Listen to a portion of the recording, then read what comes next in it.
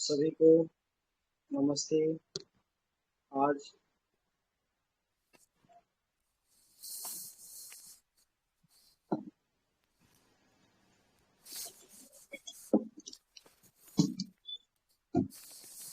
धारा बहन, आप तैयार हो? जी भाई, आवाज आ रही है? हाँ हाँ, आ रहे हैं ना। आप कैमरा ऑन कर लो आप।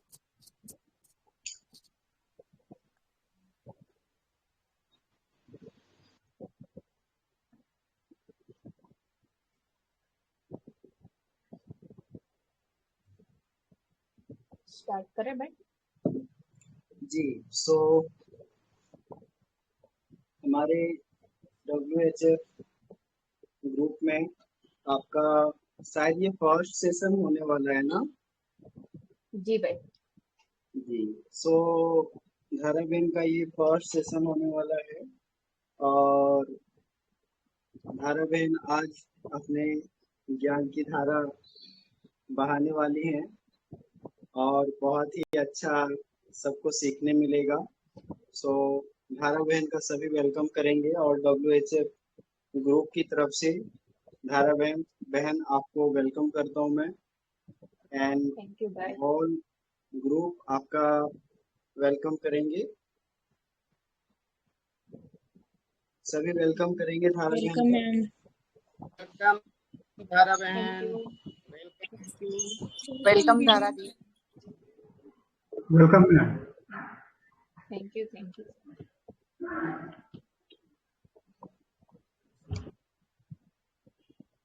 सो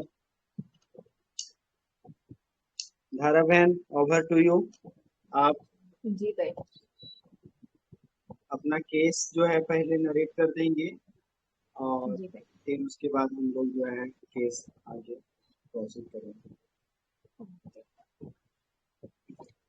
पहले तो gratitude to my Guru, spiritual Guru, gratitude to Samuel हानेमन sir, जिसने हमें बहुत अच्छी एक साइंस दिया है कि हम लोगों की मदद कर पाए। Gratitude and thanks to Ranjit भाई, जिसने बहुत इंस्पिरेशन मिलता है और हमें सपोर्ट भी इतना करते हैं और एक प्लेटफॉर्म ऐसा दिया है कि हम हमारा नॉलेज जो भी है वो शेयर कर सकते हैं। और थैंक यू माय फैमिली और WHF मेंबर्स। Thank you. एक मिनट।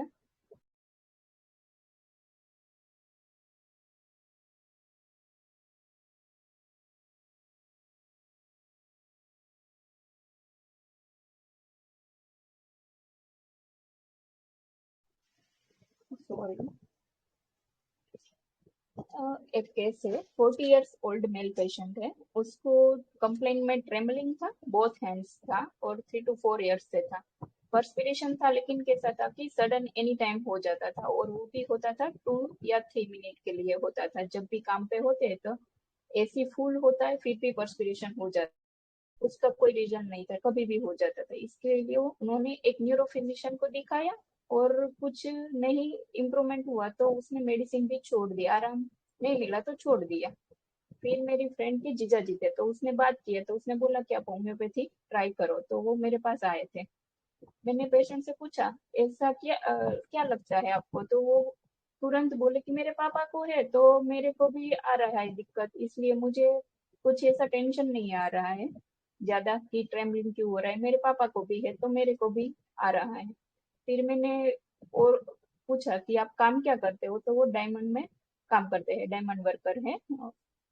और मैंने पूछा कब से काम कर रहे, तो 20 साल से एक ही ऑफिस में काम कर रहे थे और फिर अभी चेंज किया था। तो मैंने पूछा क्यों चेंज किया, तो कि 1 साल पहले कुछ ऑफिस में डिस्कोर्स हुआ तो छोड़ दिया। फिर मैंने पूछा कि आपने इधर मेट्रो सिटी में तो सब लोग पहले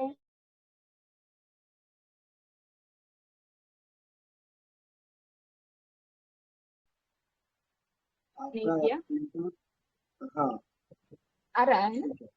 हाँ आ रहा है। नेटवर्क इश्यू है आज थोड़ा। हाँ। तो पूछा कि क्यों और कुछ क्यों नहीं ट्राई किया, तो बोले कि फाइनेंशियल कोई सपोर्ट नहीं था और अच्छे नहीं थे तो कुछ नहीं किया, जो चल रहा था उसमें ही चलने दिया, क्योंकि कोई नया बिजनेस करेंगे और लॉस हो जाएगा तो कौन सपोर्ट करेगा। तो उसकी वजह से कुछ नया भी नहीं किया। तो मैंने पूछा कि जितना मिलता है उसमें खुश रहते हो? तो बोला कि हाँ। और हर क्वेश्चन का आंसर विथ स्माइलिंग, कोई एंगर वाला नहीं, कुछ नहीं, कोई टेंशन नहीं दिख रहा था। वैसे टोन भी माइल्ड था और स्माइलिंग के साथ दे रहे थे आंसर। फिर फैमिली स्टेटस पूछा तो मदर फादर की डेथ हो गई थी, एक भाई है लेकिन वो नेटिव में रहता है, और इधर फैमिली में दो हस्बैंड वाइफ दोनों है और उसके दो बेटे हैं। तो मैंने पूछा कि टेंशन किस बात का रहता है? तो स्माइलिंग के साथ बोलते हैं कि क्या होगा, कुछ नहीं है, टेंशन की क्या बात है। फिर सब फिजिकल पूछा, उसमें भी कुछ नहीं था, कुछ नहीं बता रहे थे। मैंने बहुत कुछ ट्राई किया, टेंशन कुछ बता दो, क्या हो रहा है, इस बीमारी के बारे में कोई टेंशन आ रहा है, लेकिन कुछ नहीं बता रहे थे। फिर उसकी वाइफ भी साथ में थी, तो मैंने उससे बात किया कि क्या नेचर बता दो आप, हस्बैंड का कैसा है? तो बोले कि कुछ नहीं बोलते, काम की बात हो तो ही बोलते हैं, वरना काम से आए फिर अपने आप में रहते हैं, कुछ नहीं बोलते हैं। और वो फिर वाइफ बोली कि उसके भाई ने अपना प्रॉपर्टी का एक घर था, इधर हाउस था, तो वो सेल कर दिया, तो उसने उसको पूछा भी नहीं था, और उसको शेयर भी, जो उसकी प्रॉपर्टी का जो हिस्सा आ रहा था वो भी नहीं दिया। तो भी ये नहीं बोले। तो मैंने बोला क्यों नहीं बोला?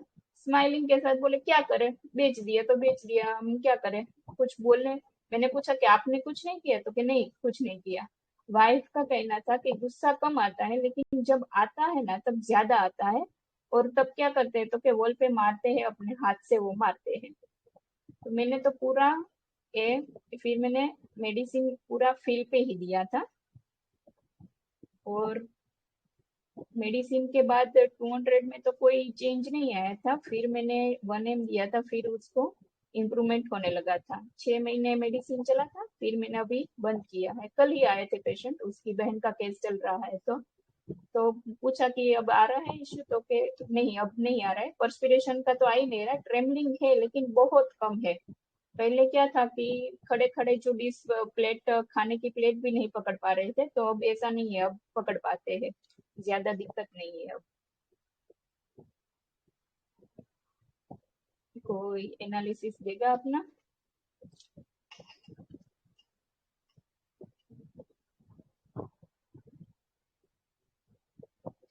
जी, सभी अपना अंडरस्टैंडिंग शेयर करेंगे।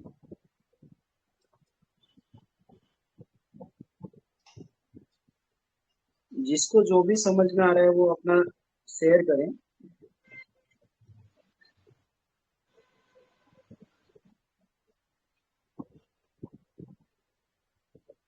हेलो। सभी ने बहुत अच्छा एनालिसिस दिया है, कोई भी शेयर कर दो। हाँ, बहुत अच्छा। सभी ने बहुत अच्छा पार्टिसिपेट अच्छा किए हैं मेडिसिन पे सबने। भी आए हैं कुछ कुछ लोग। मैम हम बोले। हाँ बोलिए ना मैम। हाँ जी मैम, इसमें ना सप्रेशंस दिख रहा है कि मतलब हर चीज़ सप्रेस्ड है, इमोशन सप्रेस्ड है। ऐसा नहीं होगा कि गुस्सा नहीं आया होगा जब भाई ने करा होगा, वो भी सप्रेस्ड है। एक जगह उन्होंने कहा कि मैं फाइनेंशियली वीक था, तो वीक हूँ इसलिए मैं अपना काम नहीं कर पाया, ऐसा भी मैंने पढ़ा था जो आपने लिखा हुआ था उसमें। तो इसमें भी सप्रेशन तो आया है हर जगह। और आर्ग्यूइंग नहीं है, नॉट आर्ग्यूइंग है। और एंजाइटी, एलिमेंट फ्रॉम एंजाइटी और ट्रेडिशनल प्रेजुडिज्म जो उन्होंने बताया कि मेरे फादर को तो मुझे, और बहुत लाइट रहने की कोशिश कर रहे हैं। तो मैम मेरे को दो फील आ रहे थे, स्टेफिस तो आ ही रहा है, नो डाउट। और साथ में थोड़ा सा फील मुझे सैलिशिया का भी आ रहा था कि वो अपनी बात नहीं रख पा रहे शायद, जैसे कि सैलिशिया नहीं रख पाता कई बार या आर्ग्यू नहीं कर पाता। एक सेकंड थॉट सैलिशिया का आया था, अदरवाइज स्टेफिस एग्रिया। बहुत अच्छा है।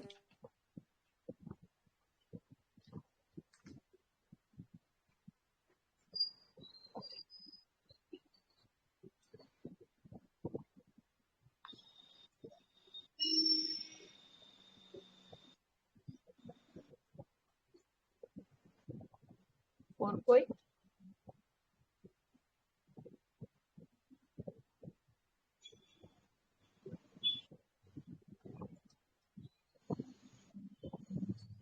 श्रुति बहन आप शेयर करो। श्रुति बहन, प्रीति बहन, या श्रुति बहन तो 2-3 दिख रही हैं। कोई भी शेयर करो, सबका एनालिसिस बहुत अच्छा था, सबका डीडी करना है। अच्छा, आप सबका डीडी भी करोगे? बहुत बढ़िया। हाँ, जितनी मेडिसिन आई है उतने का एक एक पॉइंट है, तो पेशेंट सामने नहीं है इसलिए, वरना तो सब लोग पकड़ पाते, वीडियो वीडियो होता ना तो। मुझे लगता है कि लोगों को अपना अंडरस्टैंडिंग शेयर करने में उनको इंटरेस्ट नहीं है।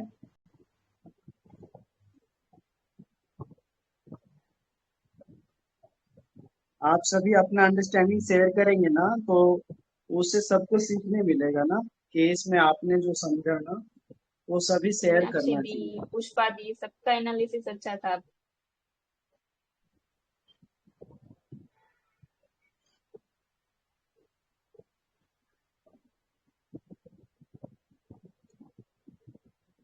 धवल सर ने भी दिया था।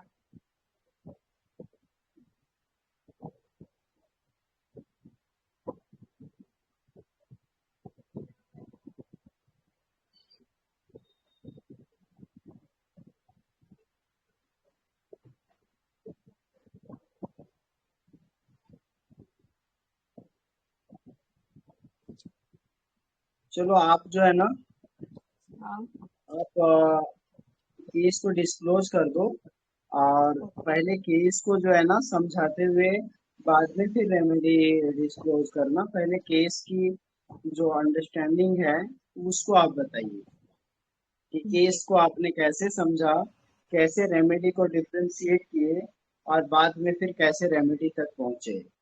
ओके, सो इस प्रकार से आप जो है ना बताएं।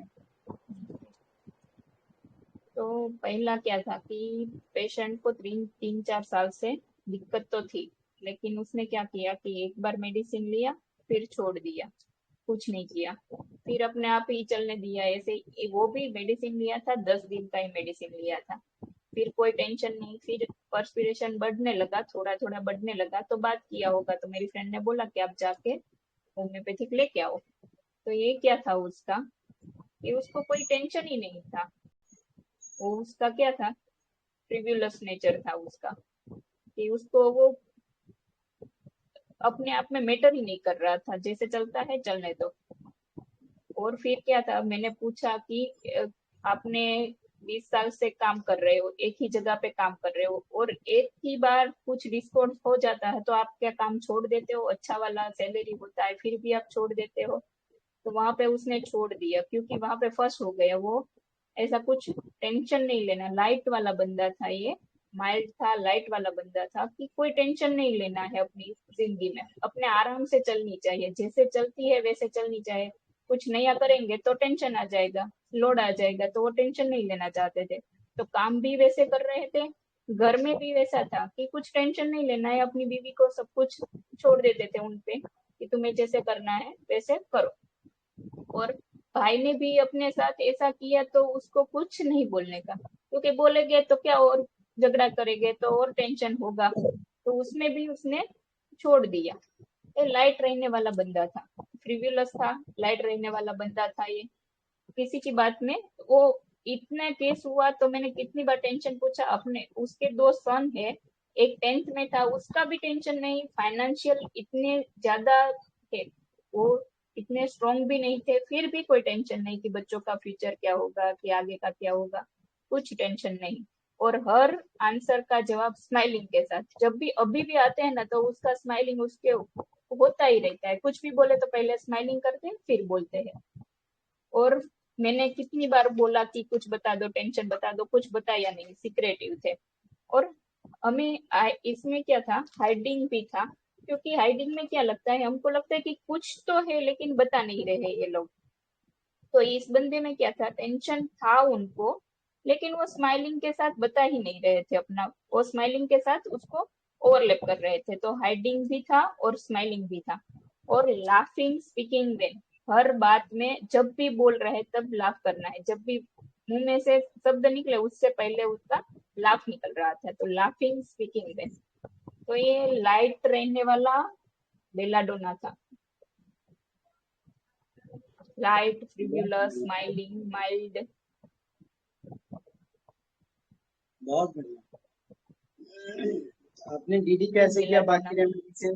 बाकी रेमेडी बा- डीडी में क्या आया था? मेरे माइंड में तो दो ही आ रहा था, बेलाडोना और बराइटा कार। तब दो ही आ रहा था कि कोई टेंशन नहीं ले, और बराइटा कार भी ऐसे लग रहा था कि एक ही जगह पे काम, लेकिन बराइटा कार का कोई डलनेस नहीं दिखा।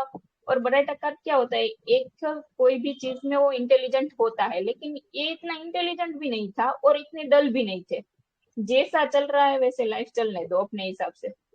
कोई टेंशन नहीं लेना है, कुछ नया करना ही करना है अपने हिसाब से। जैसे प्रभु चला रहे वैसे अपनी नैया चलने दो, वैसे वाला बंदा था ये, फ्री रहने वाला बंदा। बहुत बढ़िया। और सभी एनी स्टेफी पर आए थे। Any query? किसी को कुछ क्वेरी है? आप लोगों को नहीं समझ में आया है तो पूछिए। हेलो। कुछ क्वेरी तो बोलिए।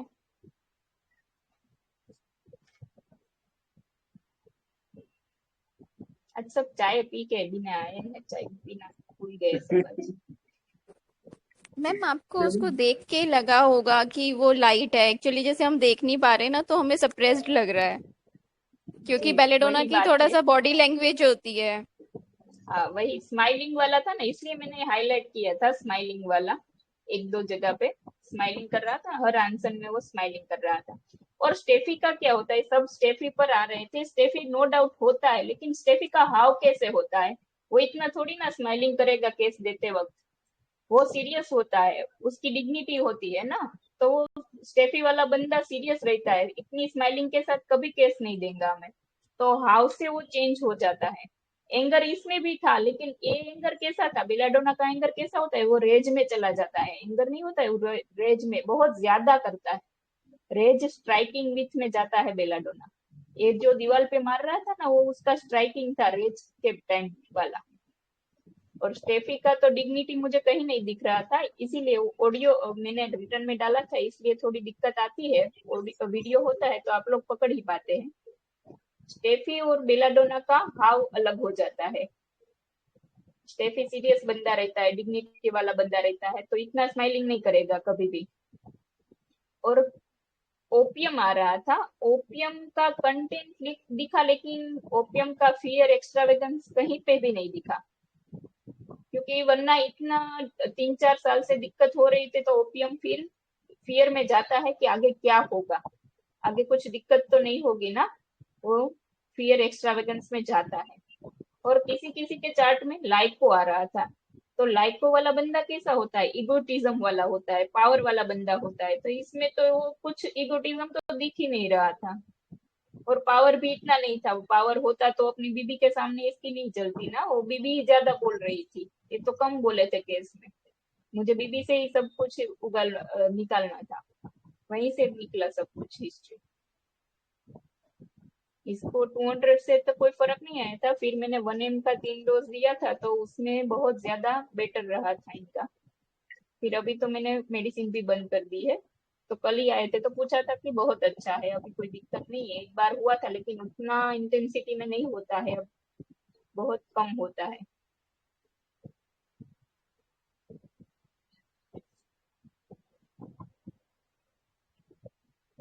Any doubt? किसी को कोई रूब्रिक में डाउट हो या कुछ हो?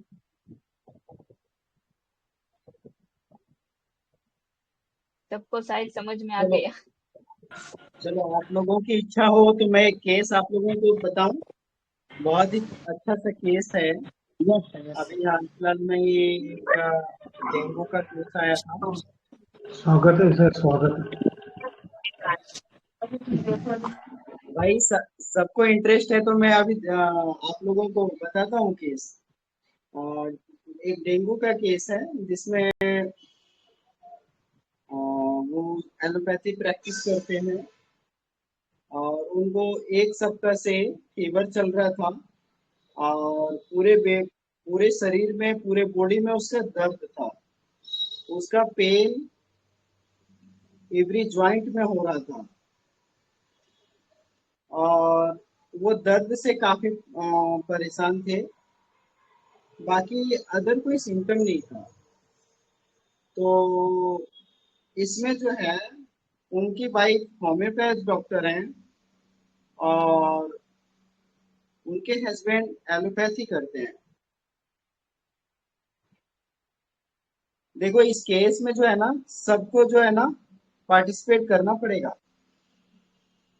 और सबको क्रैक करना पड़ेगा, तभी मैं बताऊंगा। कितने लोग क्रैक करने के लिए तैयार हैं, ये बताओ। हेलो। तो केस डिफिकल्ट होगा फिर। सबको चैलेंज कर रहे हैं आप। कितने कितने लोग केस क्रैक करने के लिए तैयार ट्राई हैं? करेंगे सर, ट्राई करेंगे। या मैं तैयार हूँ। सभी तैयार है ना? यस सर, तैयार है sir. Okay. So case case बहुत ही इंटरेस्टिंग केस है। केस बहुत ही इंटरेस्टिंग है। और हाल क्या हाल चाल? आप जी, कहाँ से आ रहे हैं? म्यूट कर लें। आ रहे थे, घर आए थे। हेलो, आवाज आ रहा है ना? यस सर, आ रहा है। ओके। सो इसका बैकग्राउंड बता दिया मैंने। तो इसको 1 सप्ताह से इसको फीवर आ रहा था और 1 सप्ताह में फीवर आ रहा था, लेकिन 3 दिन से इसका जो है वो जोड़ों में का दर्द बढ़ गया। तो इनकी वाइफ का कॉल आया कि सर इसमें क्या दे सर, पूरा जॉइंट पेन हो रहा है। तो पूरे जॉइंट पेन है, फीवर है, डेंगू है। तो इसमें कौन सी रेमेडी देते हैं थेरापेटिक में? यूपेटोरियम। इपेटोरियम। सो उन्होंने बोला सर यूपेटोरियम परफोरेटम दे दें क्या? तो मैंने बोला कि अगर उनको डेंगू का प्रॉब्लम है और उनको जॉइंट में पेन हो रहे हैं, फीवर है, तो देखो अभी क्या है ना कि अगर सिमलिमम दोगे तो उनका प्लेटलेट्स जो है वो डाउन नहीं जाएगा। और अगर डाउन गया है, चूंकि प्लेटलेट्स भी उसके कम होने लगे थे, मैं बोला कि अगर समझो अगर आपने थेरापेटिक के बेस पे दे दिया तो हो सकता है कि उसका पेन कम हो जाए, लेकिन बाकी सिम्टम जो है ना वो इसके डिसअपियर हो जाएंगे। तो फिर क्या होगा, आप मेडिसिन क्रैक करने में दिक्कत आएगा। और राइट रेमेडी नहीं रहेगा तो प्लेटलेट्स जब डाउन जाएगा ना, तो फिर वहां पर आप दिक्कत में पड़ जाओगे। इसलिए मेरे अनुसार से उसको राइट रेमेडी सिमलिमम जाना चाहिए। बोलो सही बोला या गलत बोला मैंने? सही बोला, 100% सही। एकदम राइट, राइट राइट। तो मैंने बोला कि इसको सिमलिमम जाना चाहिए। तो फिर मेरा क्वेश्चन क्या था कि अगर आपको लग रहा है ये यूपाटोरियम परकुलेटम है तो इसको कंफर्म करो। तो यूपाटोरियम परकुलेटम जो रेमेडी है, इसका स्टेट कैसा होता है?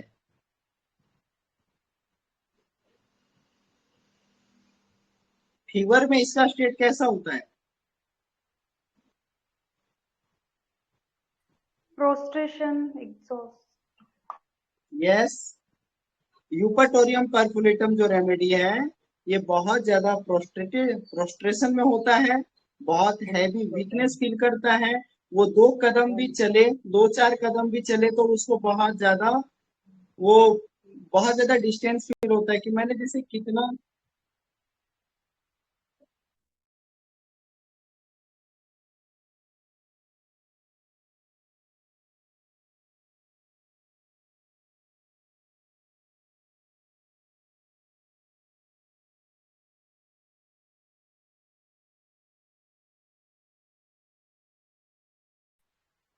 सो यहाँ पर आवाज आ रहा है ना?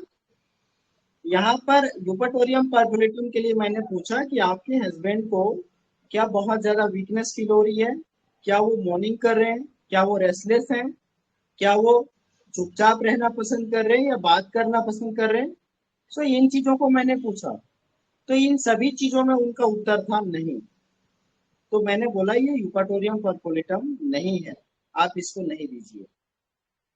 तो मैंने बोला कि आप बेटर रहेगा कि आप मेरा उनसे बात करवा दो मुझे, तो मैं देखता हूँ, मैं इसको सिमलिमम देता हूँ तो इनको आराम आ जाएगा। मैंने उनका केस लिया, मैंने बोला नमस्ते सर, तो उन्होंने नमस्ते किया। मतलब वो सोए हुए थे, वो बिस्तर से उठे हुए नहीं थे, वो सोए हुए थे। वो लेटे ही बात कर रहे थे कि सर, मैंने बोला क्या प्रॉब्लम हो रहा है सर? बोले ये सर शरीर में दर्द हो रहा है सर, जो जॉइंट में भी पेन हो रहा है, माइल्ड आवाज में। टोन माइल्ड था उसका। फिर आगे बोला कि और सर बताइए क्या दिक्कत हो रही है, क्या और क्या परेशानी हो रही है? तो सर ये यही दिक्कत हो रही है सर, और अभी 2-3 दिन से सर मैं क्लिनिक नहीं जा पा रहा हूँ, और लगभग 1 सप्ताह से सर फीवर लग रहा था उधर। 2-3 दिन तो मैं गया, लेकिन 2-3 दिन से सर पेन बहुत ज्यादा बढ़ गया है। तो अभी अभी सर ये हो रहा है, और मैंने वो शायद अपना एलोपैथी की मेडिसिन लिए थे, लेकिन उनका जो पेन था वो नहीं जा रहा था। मैंने बोला कि सर आपको 1 सप्ताह पहले किसी बात का स्ट्रेस हुआ था क्या, वो आप बताओ थोड़ा। तो वो सर स्ट्रेस तो ऐसा कुछ नहीं हुआ था, लेकिन शायद मैं भीग गया होऊंगा, इसलिए हुआ होगा, पानी में भीगने के चलते हुआ होगा। तो उसने ये बताया। तो फिर आगे मैंने बोला कि सर 1 सप्ताह पहले किसी तरह का तो तनाव हुआ होगा, आप थोड़ा सोच के बताओ। नहीं सर ऐसा कुछ तनाव नहीं है। मैं बोला अभी जैसे आपको जो प्रॉब्लम हो रही है, इसको लेके आप क्या सोचते हो, क्या टेंशन लेते हो? नहीं सर टेंशन तो नहीं ले रहा हूँ मैं, लेकिन मुझे ठीक हो जाता तो मैं क्लिनिक जा पाता। तो मैंने लगभग उसमें 10 मिनट मैंने उनको पूछा उसको डिटेल में, बट उन्होंने कुछ भी नहीं बताया। यही सब चीज वो बताते रहे। तो मुझे लग रहा था कि ये पेशेंट जो है वो कुछ तो छुपा रहा है, प्रॉपर नहीं बताना चाह रहा है। तो मैंने फिर इसके आईपीआर से जानने का प्रयास किया। इनकी वाइफ खुद होम्योपैथ डॉक्टर हैं। मैंने बोला देखिए, ये जिस प्रकार से बता रहे हैं इससे तो रेमेडी क्लियर नहीं हो रही है, और जाहिर है कि अगर आपको अभी इसको डेंगू है, जॉइंट में पेन है, पेन भी सीवियर है, तो प्लेटलेट्स भी ज़्यादा इसके डाउन जाएंगे। सो आप जो है हिस्ट्री बताओ कि हुआ क्या था, प्रॉब्लम क्या था। तो सर ये बताना नहीं चाह रहे हैं। दरअसल सर 1 सप्ताह 10 दिन पहले क्या हुआ था सर कि मेरे मम्मी पापा आए थे, और मेरे मम्मी पापा आए थे तो फिर इनको बहुत ज़्यादा डांट लगाई थी, और बहुत ज़्यादा डांट लगाने के चलते सर फिर जैसे मैंने इनके जो परिवार वाले थे उनको भी मैंने बुला लिया था, और अपने मम्मी पापा को भी बुला लिए थे।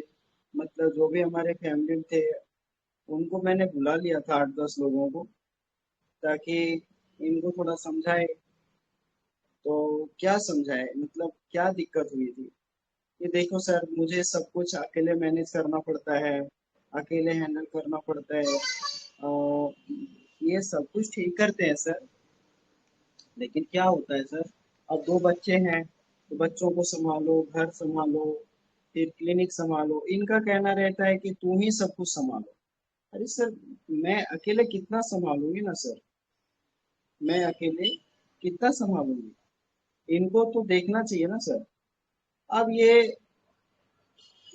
देख नहीं रहे हैं। अब ये अपने क्लिनिक जाएंगे, क्लिनिक में सब कुछ आराम से अपना करेंगे, लेकिन सर जो जो जिम्मेवारियां हैं सर, जैसे जो भी घर की जिम्मेवारियां हैं, वो सब मेरे पे डाल दिए हैं। अब सर अकेले मेरे से हो नहीं पाता, उल्टा फिर आएंगे तो मुझी पे चिल्लाएंगे कि ये नहीं कर पा रहे, वो नहीं कर पा रहे, मेरे पे ही कमियां निकालेंगे। इसीलिए सर उस दिन एक दिन सर इन्होंने मेरे पे हाथ भी छोड़ दिया। तो इनका इनका गुस्सा भी बहुत से बहुत ज्यादा है, ये गुस्सा भी बहुत ज्यादा करते हैं। तो सर मैंने फिर सोच लिया अब जो है ना बुलाना ही पड़ेगा, तो अब बुलाना ही पड़ेगा। तो इनकी मेडिसिन तो समझ में आ गई होगी इस। इग्निशिया। हाँ, ये इग्निशिया है, अब समझ में आ गया। तो अब तो बुलाना ही पड़ेगा, तो सबको बुलाया और बुला करके इनको जो है ना सबसे डांट खिलाई। और डांट खिलाने के बाद जो है ना बंदा चुप, बंदा कुछ बोलने नहीं सक रहा है। तो उसके बाद से इसको फीवर और दर्द चालू हुआ। बताइए इसका एनालिसिस कीजिए।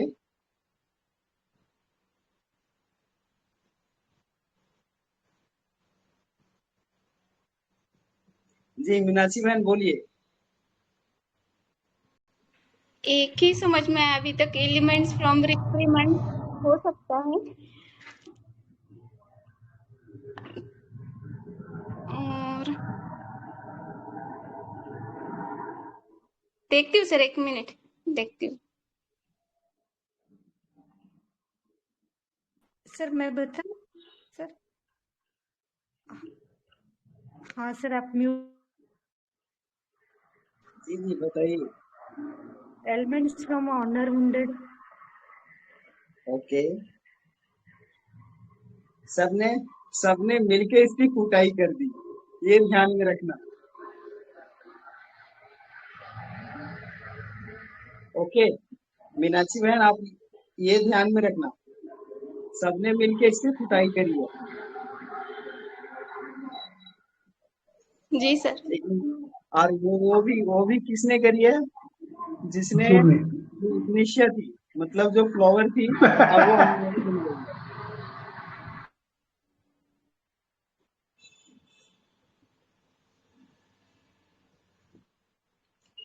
चलिए बताइए एक एक करके। धारा बहन, संजीवनी बहन बोलो, रूपाली बहन बोलो।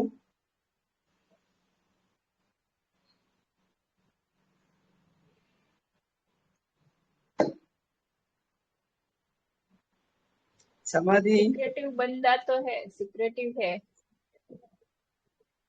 जी गुस्सा आया था उसको, गुस्सा सब एंगर सप्रेस वाला कुछ तो स्टेप की तरफ जाएगा। अरे बोल ही नहीं पाया ना, बंदा बोल ही नहीं पाया ना, सबने जब मिलकर कुटाई करी तो ये बोल ही नहीं पाया ना। हम्म। सर इंडिग्नेशन हो सकता है एलिमेंट्स फ्रॉम। हाँ अब सोचो ना, सोचो ना। सर मोटिफिकेशन नहीं लगेगा? अब देखो, अब सब कुछ मेरे से ही कंफर्म करोगे, फिर आप लोग एनालिसिस क्या करोगे? हाँ sir element from honour wounded और delusion, element from insult, insult भी हो गया ना, और एलिमेंट फ्रॉम रूडनेस रेप्रीमेंड, तो ये इग्निशिया। सर क्या मेरे दोगे? में तो ये ऑफेंडेड हो, इसका इंसल्ट हो गया ना बहुत, और बहुत लोगों के सामने। और ये रिस्पॉन्सिबिलिटी एवर्जन में भी है एंड सिक्योरिटी बना है, और वो, खुद तो रिस्पॉन्सिबिलिटी नहीं लेता घर की, और घर पे आके फिर उल्टा वाइफ को ही चिल्लाता है, उल्टा जो सर कोतवाल को। ये लाइको लाइको, लग रहा है सर, लाइको लग रहा है सर। लाइको लग रहा है सर। हम्म, अच्छा, क्या सबको लाइको लग रहा है कि और सभी सब अपना अपना एनालिसिस देंगे?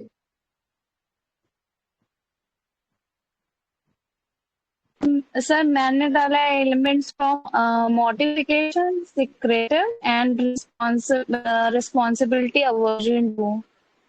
इसमें से लाइको फोरस टाइटिका मारियम लाइको लाया, क्योंकि वो वाइफ डोमिनेट कर रहा है, लेकिन जब सब लोग हावी हो गए तो वो चुप हो गया, तब नहीं कर पा रहा है।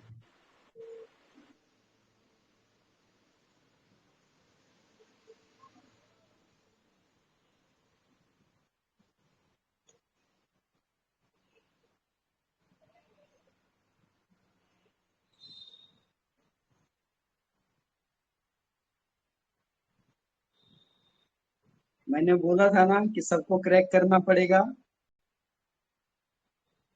सबको अपना एनालिसिस देना पड़ेगा। चुप रहोगे तो फिर मैं केस डिस्क्लोज नहीं करूंगा। सर ये लाइको ही है। भाई जज जज तो प्रमाण मांगता है ना, प्रमाण दीजिए। एंगर एंजाइटी वही अलाइनमेंट क्या फ्रॉम इंक्लूड बोले सर?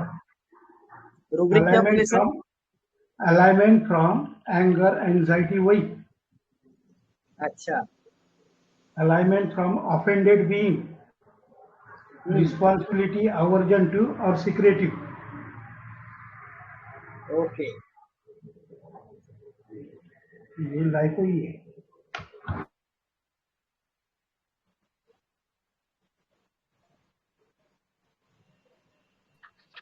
सर ये hard for superior, hard for inferior लगा और सॉफ्ट फॉर सुपीरियर भी लग रहा है लाइको। तो आप क्या देंगे प्रीति बहन? सर लाइकोपोडियम जैसे रिस्पॉन्सिबिलिटी नॉट टेकन, थोड़ा सीक्रेटिव में है। बंदा बंदा अगर लाइकोपोडियम रहता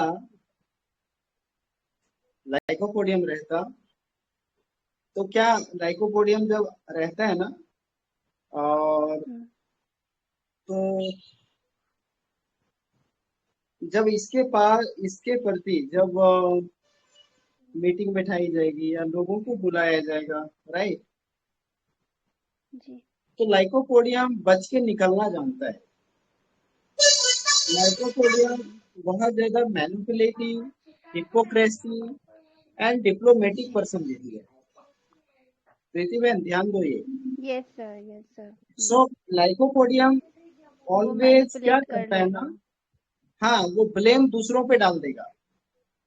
ठीक है, मतलब इतना, देखो, सिलेंडर डिस्पोजिशन की रेमेडी है वो, है ना, हिपोक्रेटिक है, मतलब खुद वो नहीं फंस करके दूसरों को फंसा देगा और वो खुद निकल जाएगा, बच के निकल जाएगा। जी सर, निकल जाएगा। जी समझ रहे हैं ना?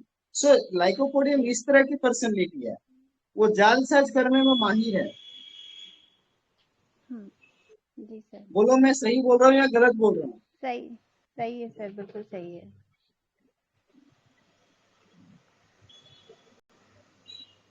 हेलो। जी सर, सही है, सही बोल रहे हैं। जो लाइकोपोडियम के दीवाने हैं वो समझ पा रहे हैं कि लाइकोपोडियम ये बंदा क्यों नहीं है? Yes sir. तो अभी अभी क्रैक करो, अभी क्रैक करो। भाई ये बेलाडोना लग रहा है कि उसकी वो आजादी छूट गई है, ऐसा लग रहा है। अच्छा, जी वो भाई पूरा दो रूब्रिक डालते हैं ना, करो ना। रिस्पॉन्सिबिलिटी, एवर्जन और एलिमेंट्स फ्रॉम इंडिग्नेशन, तो जोसेमियम आ रहा है। जोसेमियम भी हो सकता जेलसिमियम आ रहा है, बट इसके अंदर डलनेस प्रोस्ट्रेशन नहीं था। जेलसिमियम तो टॉर्पर स्टेट में जाता है ना, है। नहीं था इसमें। Yes sir.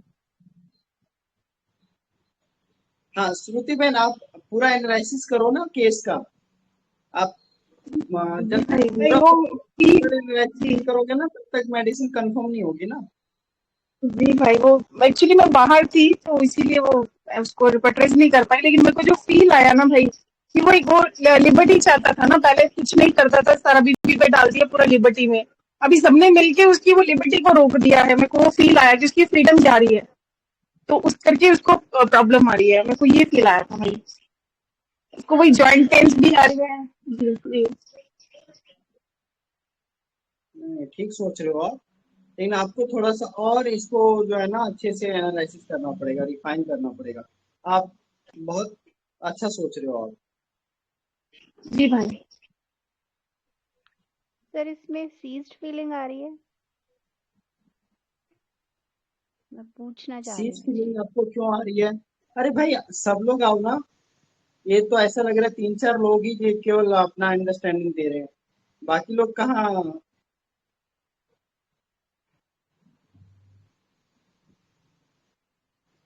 चलो मैं नीलेश भाई को बुलाता हूँ। हेलो नीलेश भाई, आ जाओ। सर जी मैं एक्चुअली ड्राइव कर रहा हूँ और केस में बीच बीच में कॉल आ गया, तो सिर्फ आपका एक ही सेंटेंस सुना कि सबने मिलके कुटाई कर दी और उसके बाद से फीवर है। आगे की हिस्ट्री ओके में नहीं सुन पाया हूँ पूरा। तो सिर्फ ओके। इतने सेंटेंस पे अगर फोकस करने जाए तो मतलब elements from anger with indignation एक रूब्रिक ले सकते हैं कि सबके सामने उसकी बेइज्जती हो गई और उसके बाद से मतलब अंदरूनी गुस्सा जो रहा वो आइदर में भी फीवर में कन्वर्ट हुआ। जी सर। सर आप म्यूट हो भाई, म्यूट हो। रामा दी आप बोलो। भाई नमस्ते। भाई नमस्ते, बोलो। भाई इसके साथ ये ना डोमिनेटिंग है और ये अपना चलाता है, लेकिन क्या वो उसकी वाइफ ने जब इग्नेशिया सुनते रहे और जब वो अपोजिट हो गई तो वो ये देख नहीं पाया, मतलब उसने सबके सामने उसकी बेइज्जती करा दी और उसको एंगर सप्रेस हुआ उस टाइम पे कि मैं उसको कुछ नहीं बोल पाया, सबके सामने वो कुछ बोल नहीं पा रहा था। तो एक ये एंगर सप्रेस लगा भाई और इंडिग्नेशन लगा, उसकी बेइज्जती हुई ना, तो उस टाइम के लिए वो एक्यूट कंप्लेंट के लिए वो स्टाफ हो सकता है भाई। ओवरऑल तो वो पर्सन स्टाफ नहीं है, लेकिन उसको जब फीवर आया इंडिग्नेशन और एंगर सप्रेस तो स्टाफ ही हो सकता है, ऐसा लगता है। बट देखो बहन, अस्टेटिस एग्रिया जो रहता है ना, उसकी जी वाइफ भाई। का ये कंप्लेन नहीं रहेगा ना कि ये बंदा जो है वो सब कुछ मुझे करना पड़ रहा है ना।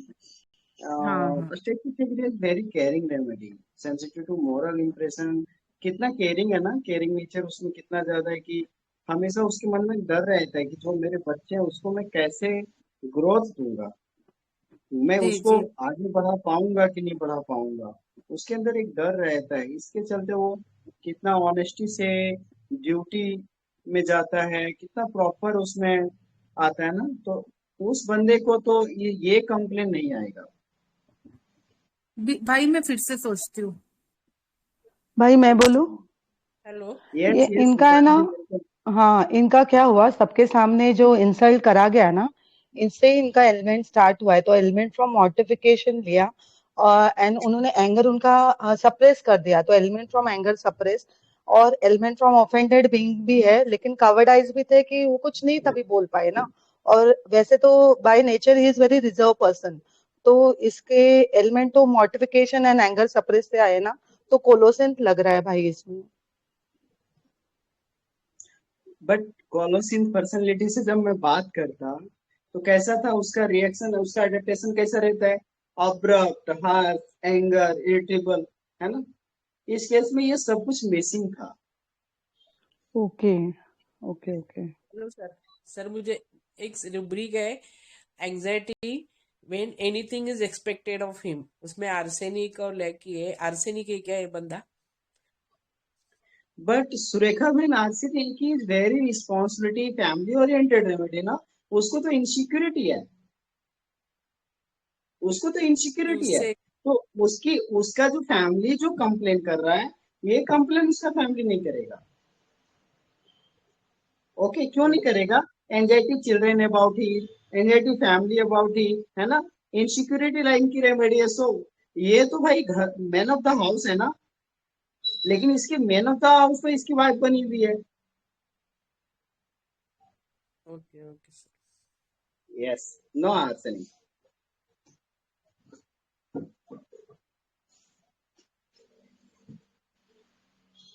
हाँ जी मनोज सर।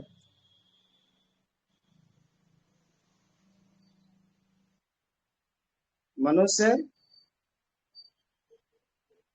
राजेश जी सर,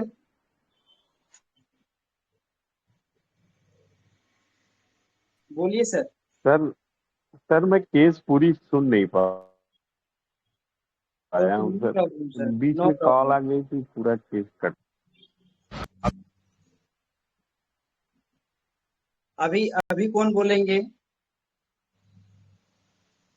संजीवनी बहन आप बोलो, आपका अंडरस्टैंडिंग बहुत अच्छा रहता है, रेमेडी भी क्रैक होती है। Hello good evening sir. हाँ ये जो पेशेंट है नमस्ते। लाइट रहने वाला बंदा है, इसको रिस्पॉन्सिबिलिटी नहीं चाहिए, इसलिए क्लिनिक जाएगा ऐसे मजे मजे में, ऐसा वो इतना सीरियस नहीं लेता। वो सब घर उसका घर है, और जो है तो वो उसकी वाइफ चलाती है, लेकिन क्लिनिक से आकर भी वो वाइफ पर भी वो अपना हक जताने ऐसा उस पर भी ये करता है, डिक्टेटोरियल ऐसा लगता है, डोमिनेटिंग ऐसा।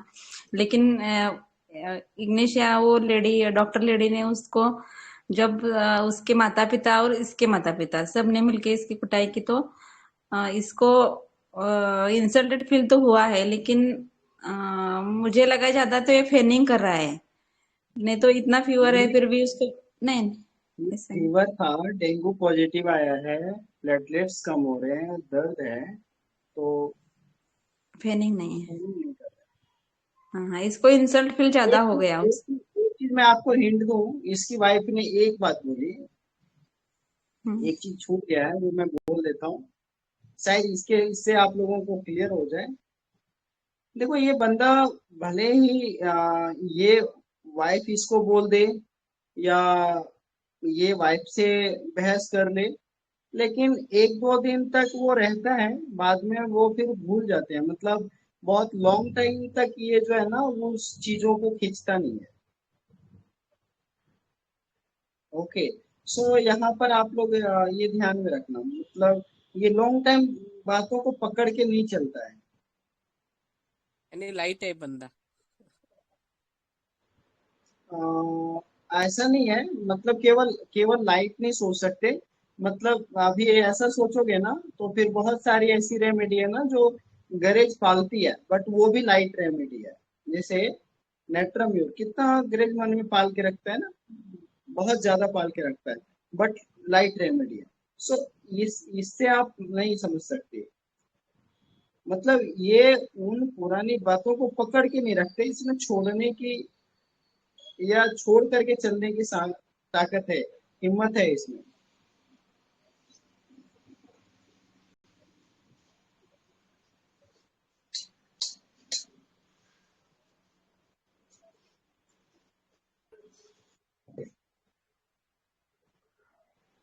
वहां से नेट्रामूर आ रही थी, लेकिन आपने रूल आउट कर दिया।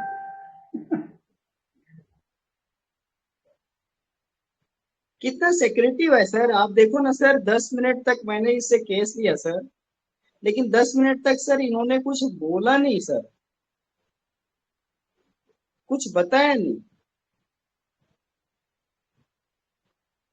जी संजीवनी बहन, आप ये दो पॉइंट है, देखो 10 मिनट तक मैंने इससे पूछा, 10 मिनट तक इसने कुछ भी नहीं बताया। ओनली कुछ फिजिकल सिम्टम इन्होंने दिए हैं और कुछ नहीं दिया इन्होंने।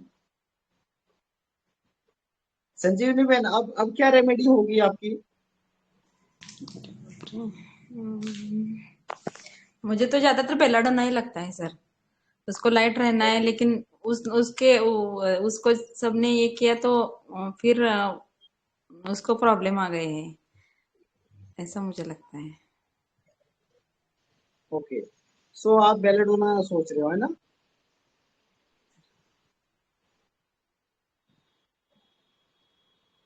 नेट्रामूरी आ रहा था।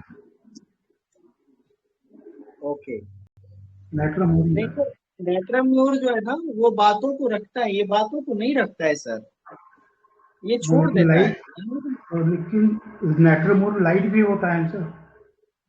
लाइट होता है सर, लेकिन ऑलवेज नेट्राम्यूर ये जो है ना इम्बिटरनेस की रेमेडी है, हेट्रेड की रेमेडी है वो। और हेट्रेड का लेवल उसका जो है ना अनमूव्ड बाय अपोलॉजीज तक जाता है।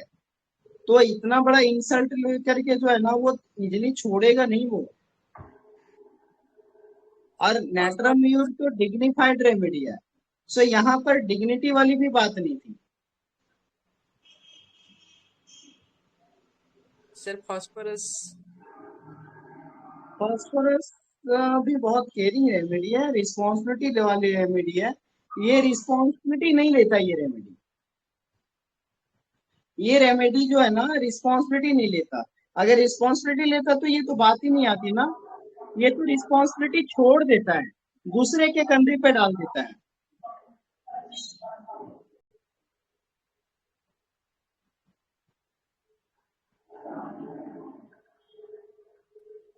सर चार्ट में रिस्पॉन्सिबिलिटी एगेरिकस भी आ एवर्जन रहा में है। सर फॉस्फोरस है ना,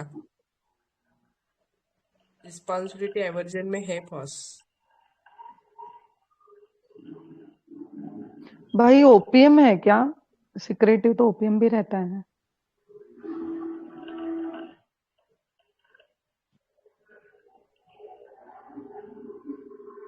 चलो मैं डिस्क्लोज कर देता हूँ।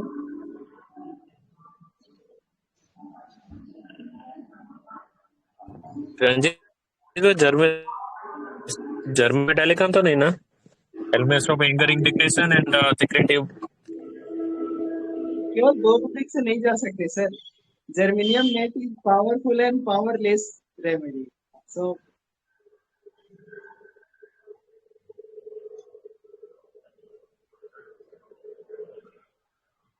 सो मैं इस केस का वैली लग रही है। मैं एनालिसिस बता दूं और किसी को बोलना है? प्रीति बहन। सर एगेरिकस भी है चार्ट में, responsibility aversion, secretive and light desire. Okay, Preeti बहन है क्या?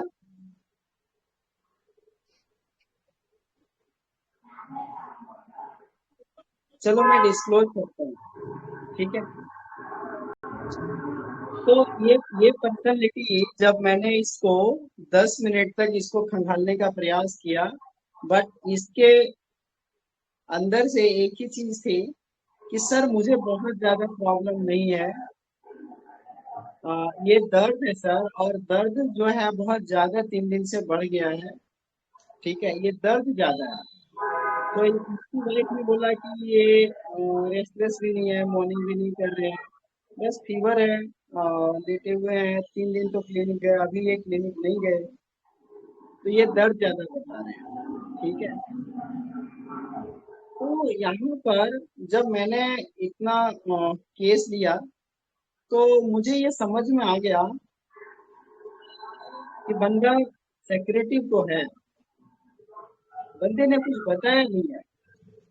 एक तो मुझे ये चीज लगा, बोलो सेक्रेटिव आएगा कि नहीं आएगा? पक्का है, सिक्रेटिव तो पक्का है। लेकिन सेक्रेटिव पक्का तब होगा जब हमें ये पता चले कि सच में कुछ छुपाया है। लेकिन अगर समझो, अगर ये पता चले कि इसमें कुछ है ही नहीं, 10 मिनट तक सब जो भी कुछ मिला है वो इतने ही है, तब क्या रुब्रिक लोगे? रिजर्व आएगा ना भाई, फिर रिजर्व आएगा ना, नहीं उसे ही नहीं खुद। समझो, हाँ समझो ना, अगर 10 मिनट तक जो है उसकी वाइफ ने सारा कहानी बताया, इसलिए ये सेक्रेटिव लगा, ठीक है। या इसके लाइफ में जो इंसिडेंट्स हुए तो उसको इसने कंप्लीटली जो है वो सेक्रेट रखा, इसलिए सेक्रेटिव है। लेकिन बट अगर इसकी वाइफ ने अगर ये नहीं बताए रहते, ओनली मैं अगर इसके हस्बैंड से बात किया, ठीक है, तो उसमें जो मुझे मेडिसिन फील आई थी ना, वो medicine he feel I last में मुझे बात करके। तो यहाँ पर जब मैंने इससे बात किया तो ओवरऑल मैं ये देख पा रहा था कि ये बहुत डीप लेवल में जो है ना चीजों को नहीं बता रहा, और डीप लेवल में नहीं बता रहा। तो यहाँ पर मुझे एक मेडिसिन का फील आया था, तो मैं बाद में कनेक्ट करके आप लोगों को बताऊंगा। तो यहाँ पर जब मैंने उनके आईपीआर से, चूंकि मैं बात करता हूँ, मैं रेमेडी कंफर्म करने के लिए, तो मैंने जब बात किया तो उनकी वाइफ ने ये सारा कहानी बताया उन्होंने, और ये जो कहानी उन्होंने बताए तो उसमें एक सेक्रेटिव रूब्रिक कंफर्म था मेरा, और सेकेंड रूब्रिक था कि इस बंदे की कुटाई क्यों हुई। यहाँ पर क्या रूब्रिक नहीं, रिस्पॉन्सिबिलिटी एवर्जन, क्योंकि इसने सारा रिस्पॉन्सिबिलिटी अपने वाइफ के कंधे पे डाल दिया, अपनी सारी रिस्पॉन्सिबिलिटी किसके कंधे पे डाल दिया? अपने वाइफ के कंधे पे डाल दिया। मतलब अब तू सारा कुछ संभाल, मैं आराम से लटकता हूँ, मैं अपना आराम से हूँ, बाकी सब कुछ जो है वाइफ संभाल रही है। बच्चे स्कूल जाएंगे, बच्चे को क्या जरूरत है, घर के लिए क्या जरूरत है ना, घर में घर से लेके क्लिनिक तक एवरीथिंग ये मैनेज कर रही है। तो ये बंदा उसके बाद भी आकर के उल्टा इसी को सुना रहा है, ये तो कुछ नहीं कर रहा है, उल्टा और इसी को सुना रहा है। और ज्यादा ज्यादा जैसे अब क्या है ना, ऐसी कौन सी बहनें हैं अगर जिनके हस्बैंड ऐसा करे तो बहनें झगड़ा नहीं करेंगी? जी मीनाक्षी बहन आप बताओ, अगर ऐसा एक नॉर्मल परिवार में अगर होता है, क्योंकि जो जिंदगी की गाड़ी चल रही है ना, वो सिंगल पहिए से नहीं चल रही है, ये 2 पहिए से चल रही है। और जब 2 पहिए से चल रही है ना, तो बैलेंस में है। अगर ये 2 पहियों में अगर सारा भार एक तरफ दे दिया जाए ना, तो वो पंचर हो जाता है। बैलेंस का नाम ही जो है अच्छे से चल सकता है ना, तो यहाँ पर बैलेंस नहीं था, उसने अपना सारा लोड इसके कंधे पे डाल दिया।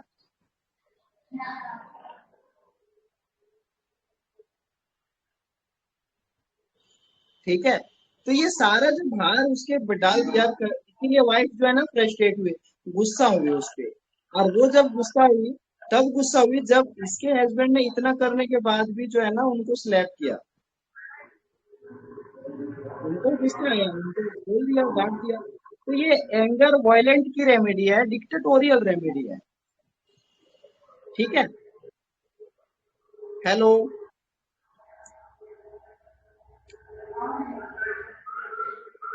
आवाज आ रहा है?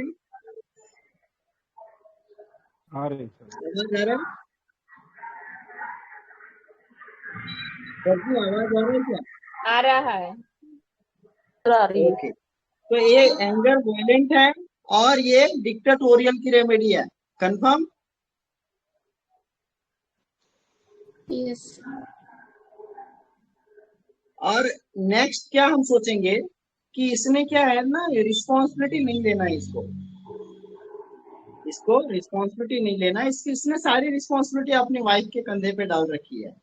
ओके, सो यहाँ पर अब यहाँ पर मैंने देखा कि जब इस प्रकार से सिचुएशन हुआ, तो मजबूरी में जो है उनकी वाइफ को वो वायलेंट होना पड़ा, वो डिस्कंसर्टेड में गई, और डिस्कंसर्टेड स्टेट में जाने के बाद जो है वो सबको बुलाई, इनके भी आईपीआर को बुलाया उन्होंने अपने भी आईपीआर को बुलाया उन्होंने, और सबको बुलाया। अब सब आदमी ने मिल करके इनको कुटाई करी, सबने डांटा होगा, बोला होगा, है ना। तो इसको बोलते हैं अस्कॉन। अस्कॉन फीलिंग क्या होती है?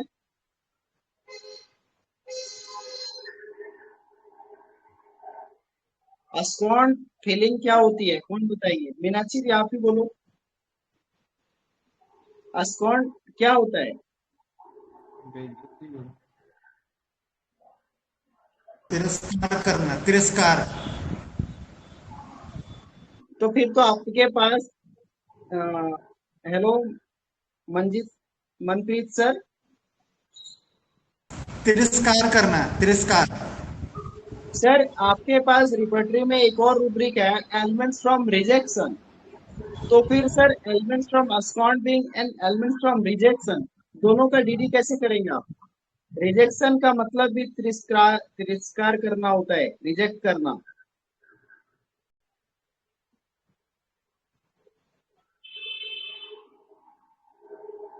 बुरा कहना, इसको देखो, ये अनादर किया, ऐसे हो गया ना भाई, इनका अनादर किया इनका।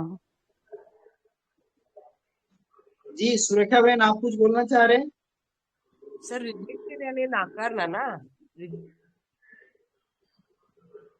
अस्कॉन फीलिंग के बारे में कोई बताना चाहेंगे? कंटेम्प्ट किया जाता है सर, स्कॉन में कंटेम्प्ट किया गया, उनको दोष दिया गया। कंटेम्प्ट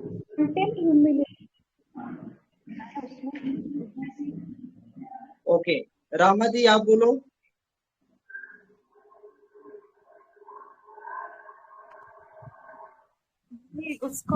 उसकी कुछ मतलब इज्जत, मतलब पूरी तरह से बेइज्जती हो गई भाई, उसकी तिरस्कार कर दिया, मतलब उसको कुछ नहीं, उसका कुछ रहा नहीं, अब ऐसा कर दिया, मतलब उसकी कोई इज्जत ही नहीं थी। बहन फिर तो वो मोटिफिकेशन में जाएगा ना, फिर वो मोटिफिकेशन में जाएगा। सो अस्कॉन फीलिंग जो है ना, समझो आप, अस्कॉन्ड फीलिंग में अगर आपको अस्कॉन्ड किया जाता है ना, तो उसमें 4 चीजें आपको कॉम्बिनेशन के रूप में दिखेगा। ठीक है, 4 चीजें कॉम्बिनेशन में दिखेगा। तो वो क्या चीजें दिखेगी? एक तो उसको मॉर्टिफाई किया जाता है, ठीक है, उसको ह्यूमिलिएट किया जाता है, उसको रेप्रिमांड किया जाता है, उसको रिजेक्ट किया जाता है। ठीक है,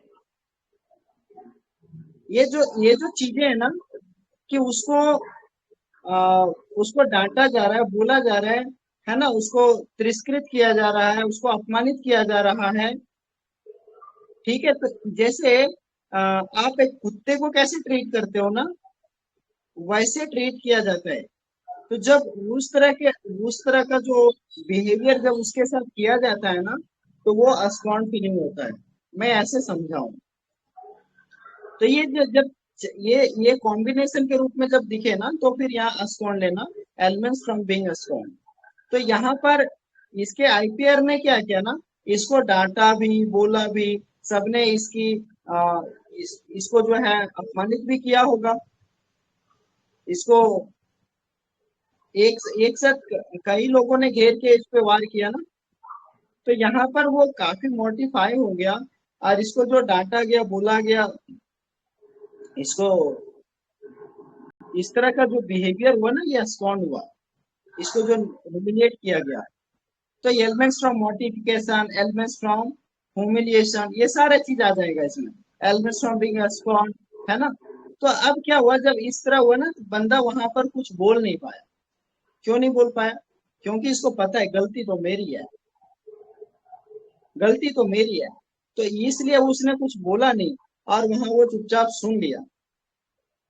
और सुन लिया, अब वहां पर गुस्सा तो आया होगा इसको, ये भी गुस्सा तो आया होगा, लेकिन इसने सुन के लिया। सो एंगर सप्रेस हुआ इसका।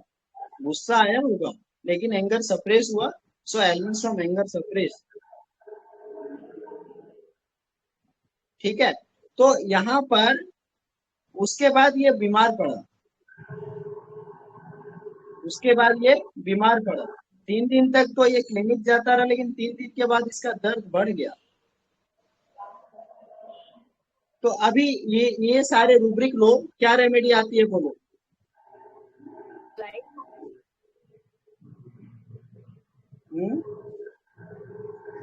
सीपीआर भी आ रहा है। क्या क्या रेमेडी आ रहा है? सर लाइकोपर्म, ट्रिटिकम सीपिया, वल्गारिस आ रही, सीपिया, ट्रिटिकम आ रही, ट्रिटिकम, नाट्रामोर। नक्स भी आ रही है, नक्स ओमिका। देखो, जब आपके सामने जब इस तरह के केसेस होते हैं ना, तो वहां पर आपको थोड़ा सा रेमेडी की अंडरस्टैंडिंग होना बहुत जरूरी है।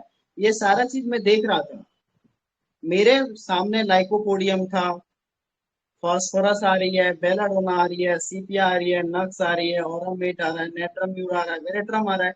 बट अगर आपको मेडिसिन की अंडरस्टैंडिंग है ना, तो बहुत जल्दी आप जो है ना समझ सकते हो कि ये पेशेंट कौन सी रेमेडी की है। सो लाइकोपोडियम बहुत ज्यादा हिपोक्रेटिक पर्सनैलिटी है। वो खुद से बच के निकलना जानता है। इसने बच के निकलने के लिए जो है, मतलब यहाँ पर अपना जो तिगड़म लगाता है ना, दूसरों को सरेंडर करके, दूसरों पे इल्जाम थोप करके खुद बच के निकलना, तो वो डिप्लोमेटिक यहाँ पर वो चीज जो है ना नहीं था। फॉस्फोरस रेमेडी केयरिंग होती है, सीपिया केयरिंग होती है। सो मेरे पास एक ही रेमेडी बच गई थी, वो थी बेलाडोना। सो बेलाडोना रेमेडी जब बची, तो मेरे माइंड में आया कि बेलाडोना जो है, ये भी रेमेडी जो है ना बहुत ज्यादा लाइट रहने वाली है, लिबर्टी अम्यूजमेंट डिजायर में रहने वाली रेमेडी है। इसमें रिस्पॉन्सिबिलिटी एवर्जन के रूब्रिक में नहीं है, बट बेलाडोना रिस्पॉन्सिबिलिटी लेती नहीं है, क्योंकि फ्री रहने वाली रेमेडी है। सो मैं बेलाडोना जो है ना, इसकी वाइफ ने जो बताया उस पे तो बेलाडोना कंफर्म हुआ कि ये बेलाडोना हो सकता है। और जब मैंने केस लिया था, तब भी उसने जो है ना सारी चीजों के बारे में जो वो बता रहा था, वो सुपरफिशियल बता रहा था। तो इसलिए ये बंदा लाइट है, क्योंकि उतना डीपली वो चीजों को नहीं सोच रहा है। तो यहाँ पर मैंने बेलाडोना चूज किया, और इसको सेलेक्ट करने के पीछे मेरा एक और था, एक रूब्रिक हमने पढ़ा था, delusion, cucumber, delusion sees cucumber on the bed. देखो, delusion sees cucumbers on the bed. तो कुकुम्बर आप लोगों ने देखे हैं? हाँ सर, देखे। कुकुम्बर खाए भी होंगे। Yes sir. तो अगर कुकुम्बर के लट देखोगे ना, जो हम लोग ककड़ी बोलते हैं, खीरा बोलते हैं, राइट? हेलो, जी सर। तो यहाँ पर जो है ना बहुत सारे कुकुम्बर हैं, और वो भी कहाँ देख रहे हैं वो? Cucumbers on the bed. भाई इसका बेड के ऊपर आ रहे हैं, जिसका जो कंफर्ट जोन है, इस कंफर्ट जोन में जब देखता है कि इस कंफर्ट जोन में, मेरे कंफर्ट जोन में कुकुम्बर लटक रहे हैं, ठीक है, तो ये लटकने देगा क्या? इसीलिए belladonna delusion sees cucumber on the bed, जब ये देखता है कि मेरे पे ये हावी हो रहे हैं या मेरे पे लटक रहे हैं कि अब मैं इन लोगों को ढो के चलूं, तो बेलाडोना ये चीज नहीं सहन कर पाता है, इसीलिए वो रिस्पॉन्सिबिलिटी नहीं देता है। क्योंकि उसको ये जो है ना, क्योंकि आप देखते हैं जो जो खीरा फलता है ना, तो उसके लग के नीचे जो है ना वो खीरा लटका हुआ रहता है। तो सारा भार जो है ना खीरा किस पे देता है? वो लत पे देता है। जो लतें होती हैं उस पे वो सारा भार रहता है और खीरा लटका हुआ रहता है। यानी जैसे अभी देखो, नेट्रम सल्फ जैसी रेमेडी, ऑरोमेट जैसी रेमेडी, वो रेमेडी क्या है? लताएं हैं जो अपने नीचे सारे लोगों को टांग के रख सकता है, उनकी रिस्पॉन्सिबिलिटी लेके रख सकता है। बट बेलाडोना जैसी रेमेडी वो इन सबको लटका के अपने ऊपर नहीं रख सकता, क्योंकि ये सब चीजों को लटका के रखेगा तो इसकी जो लिबर्टी नहीं जमा है, इसका जो फ्रीडम है, ये हैम्पर हो जाएगा, ये खुल के नहीं जी पाएगा। ये जो टाइम खुद के लिए लगा रहे वो खुद के लिए नहीं लगा पाएगा। सो ये बेलाडोना को पसंद नहीं है। सो जैसे देखता है कुकुम्बर ऑन द बेड, ये बंदा जो है एस्केप कर लेता है, escape at a window from, पतली गली से निकल लेता है। इसीलिए बेलाडोना जो रेमेडी है ना, आपको इंडिपेंडेंट रेमेडी मिलेगी। वो खुद जो है इंडिपेंडेंट रहता है और दूसरों को अपने ऊपर डिपेंडिंग होने देता है।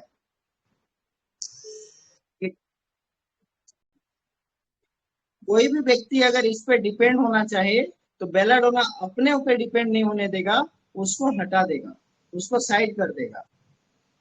सो इसीलिए मेरा जो है इसमें बेलाडोना मैंने सेलेक्ट किया। कॉन्ग्रेचुलेशन टू ऑल जिन्होंने बेलाडोना सोचा।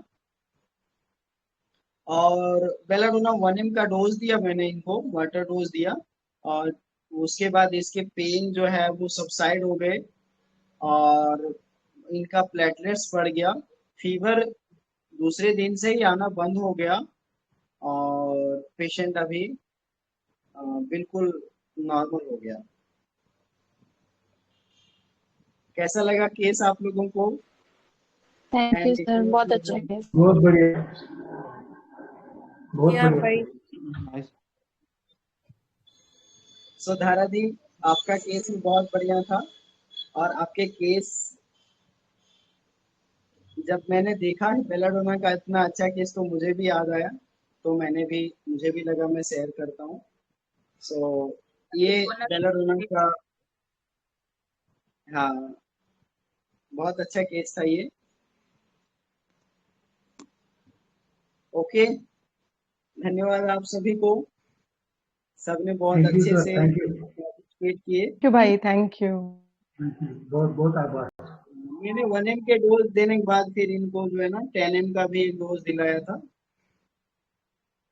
हाँ, क्योंकि मैं जब ये इसमें काफी मैं अपने एक्यूट केसेस में प्रेजेंट किया हूँ, और अभी हाल फिलहाल में भी मैंने एक बेलाडोना के केस दिखाए थे ना, वो जो सिर पे ट्यूमर हो गया था, बहुत अच्छा केस था वो भी। आप लोग यूट्यूब में देख सकते हो वो केस। सर तो आपने 1M क्यों दिया? एक्यूट केस में सर 1M पोटेंसी ज्यादा अच्छा उसमें रिजल्ट रहता है, तो एक्यूट केसेस में हायर पोटेंसी देता हूँ मैं। और ये जो है ना डॉक्टर पायल बम है, उन्होंने ये पहले मैं लोअर पोटेंसी देता था, तो उन्होंने ये बताए थे डॉक्टर पायल मैम ने कि एक्यूट केसेस में रिडक्टिव में ज्यादातर हायर पोटेंसी दिया जाता है और इससे अच्छे रिजल्ट मिलते हैं। सो मैं पिछले 2-2.5 साल से मैंने इसको यूज किया, तो एक्यूट केस में 1M पोटेंसी से मैं स्टार्ट करता हूँ, मुझे अच्छे रिजल्ट देखने मिलते हैं। सो आप लोगों को भी मैं कहूंगा कि एक्यूट केस में आप लोग 1M से स्टार्ट करें। वाटर डोज ज्यादातर देने का प्रयास करें, ड्राई डोज ना दें। वाटर डोज आप उसको एक एक चम्मच करके आधे आधे घंटे से दीजिए, अच्छा रिकवरी होगा। कितने doses sir at a time? Sir जैसे अगर फीवर है तो आप अगर देख रहे हैं इंटेंस हाई फीवर है तो आप 10-10 मिनट में दे सकते हैं। नॉर्मल होने के बाद फिर आप उसको फ्रिक्वेंसी कम कर सकते हैं, जो आप जिस फ्रिक्वेंसी में दे रहे थे, ऐसे करके। आप 200 ml वाटर में 2-3 ड्रॉप डाल दीजिए और उसको आप एक एक चम्मच करके पिलाइए। ऐसे करके 2-3 दिन में बिल्कुल क्लियर हो जाएगा। Okay, thank you. Okay, thank you all. धन्यवाद आप सबका। Thank you sir. Thank you sir, thank you. Thank you sir. Thank you भाई।